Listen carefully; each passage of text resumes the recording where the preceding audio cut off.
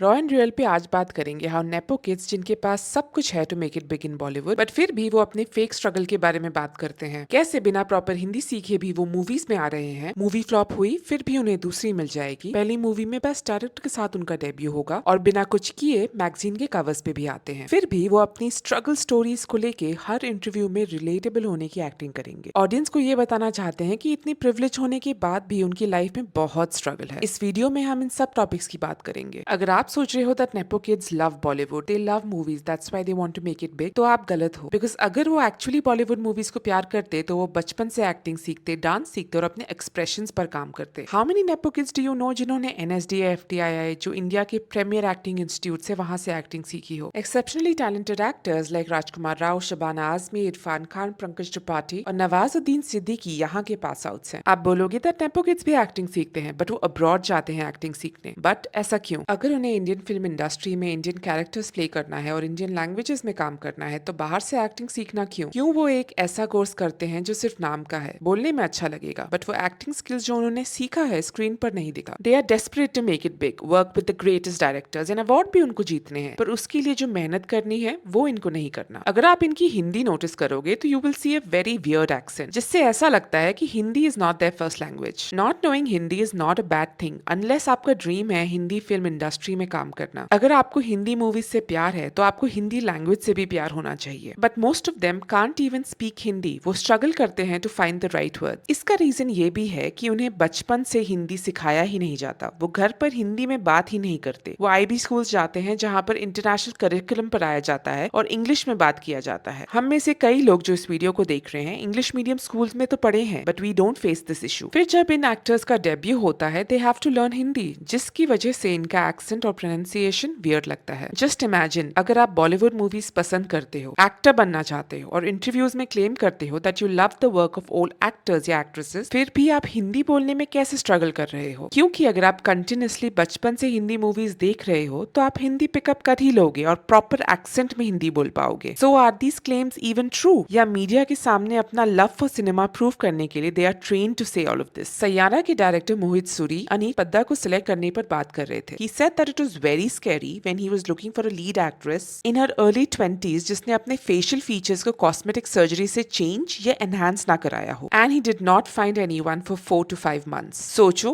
बस इतनी सी basic criteria में भी कोई fit नहीं हो रहा था even at this young age, जब इन सब procedures की बिल्कुल जरूरत भी नहीं है। बॉलीवुड में सिर्फ अपने फीचर्स को enhance नहीं completely change कर रहे हैं to fit a certain criteria, to fit a certain beauty standard। आप कोई भी स्टार किड को देख लो, आपको ऐसा कोई नहीं मिलेगा जिसने कॉस्मेटिक प्रोसीजर नहीं करवाया है। They look completely different from what they used to look जब वो छोटे थे। स्टार किड्स के पास ये सब प्रोसीजर्स, बोटॉक्स या फिलर्स या सर्जरी करवाने के लिए पैसे भी होते हैं और वो अपने अराउंड ये सब बहुत यंग एज से होते हुए देखते हैं। उनके लिए ये सब न्यू या स्कैरी नहीं रहता। उनके पास कोई ना कोई रेफरेंस होता है for a particular cosmetic procedure. They also have access to the best doctors. They know क्या रिस्क है इसमें और इसके लॉन्ग टर्म इफेक्ट्स क्या रहेंगे। Plus they know the reality of how the industry works and how audience react. Too much जो काजोल और ट्विंकल खन्ना का शो है उसमें ट्विंकल ने कहा she looks at herself like a house, if you fix all the cracks and give it one coat of paint then you can charge more rent. उनका मतलब यहाँ ये है जो दिखता है वो बिकता है। बट इसके डाउनसाइड्स ये हैं that all of them now look like clones of each other, क्योंकि सेंचुरीज से गोल्डन रेशियो यूज किया जाता है to define beauty and harmony in features. और अब हर सर्जन अपने क्लाइंट के लिए उस ब्यूटी स्टैंडर्ड को मीट करने की कोशिश कर रहा है, यूनिवर्सल एस्थेटिक को मीट करने की कोशिश कर रहा है। Think about it, if everyone is getting the same nose job, lip filler, eyebrow shape, jaw line, buccal fat remover, breast augmentation, तो सेम ही लगेंगे ना। ये ट्रेंड हॉलीवुड से आया है। सुपर मॉडल बेला हदीद ने 14 इयर्स की एज पर नोज जॉब करवाया था क्योंकि she was made to feel like the ugly sister of Gigi Hadid. Recently the Kardashian sisters have shared about their plastic surgery procedures. Kylie ने बताया that she had breast implants and lip fillers done. Let's talk about Janhvi Kapoor and Khushi Kapoor, जिनको लोग Indian version of Kendall and Kylie Jenner बोलते हैं। खुशी कपूर ने openly admit किया है that she was insecure about how she looked. उसका मजाक उड़ाया जाता था व्हेन शी वाज यंगर जब उसने कुछ काम नहीं करवाया था। She did not look like her mom and her sister and this comparison took a hit on her self esteem. She wanted to look a certain way because people were pointing it out. She said it's her choice and a part of her self care. Janhvi Kapoor ने कई बार मजाक में अपने looks को plastic बोला है। एक reel थी जिसमें she says, I look stunning. I look mesmerizing.